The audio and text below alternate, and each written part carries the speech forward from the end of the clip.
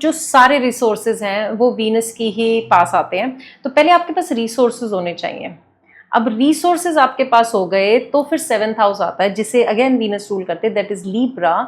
वहां पे आप उन रिसोर्सेज को वाइजली कैसे यूज करते हैं। वीनस का एक और कारकत्व है कि ये बहुत ही क्लासी प्लैनेट है, तो it likes all the classy things.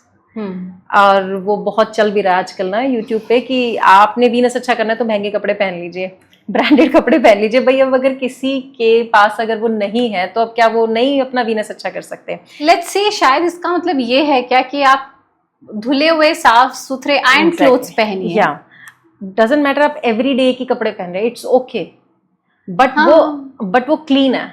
When you are doing it, you are seeing that you do some action, you fold the clothes, you organize them. During that process, your brain clicks in and you're like, okay, now I got a answer to the question that I have been wondering for.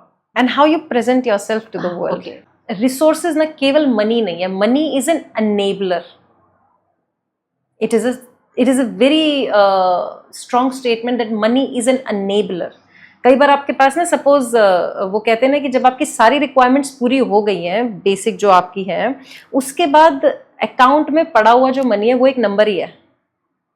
Money की value तभी है जब exactly आपको चाहिए या आप उसको भोग भी पा रहे हैं। एग्जैक्टली जैसे ना सपोज आपने उबर यूज की कहीं पे जाने के लिए, समहाउ वहां पर सिग्नल नहीं है तो आपका फोन तो नहीं चल रहा है, कैश आपने कैरी नहीं किया।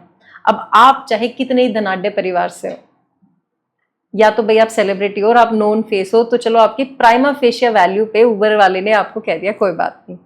उसके अलावा उबर वाला कैसे मानेगा जब तक उसके हाथ में पैसे नहीं आ जाएंगे? वो राइड भी नहीं देगा। तो उस वक्त जो पैसे की वैल्यू है ना, वो जो अकाउंट में नंबर दिख रहा है उससे कहीं ज्यादा है। जरूरी नहीं है कि आपको लुई विटॉन के कपड़े पहनने हैं। हाँ, आप डेली अपना किसी भी नॉर्मल ब्रांड के भी पहनेंगे, लोकल भी पहनेंगे, बट वो क्लीन होने चाहिए। पर वो वही बात हुई ना, चाहे आप पर 2 ही जोड़ी कपड़ा या 3 जोड़ी, पर वो धुला हुआ है, साफ है, and it is well presented, you are well presented, well groom. Like well grooming is something, वो कहते हैं ना first impression is the last impression. या so that holds true to an extent. Venus को अलाइन करने के लिए सबसे अच्छी जो एक रेमेडी है विच इज प्रीटी कॉमन और which sets the ground for Venus alignment or या फिर Venus positive influences, keeping yourself clean enough or clean या फिर hygienic enough, taking care of your hygiene and maintaining whatever resources you have in their best state. Okay.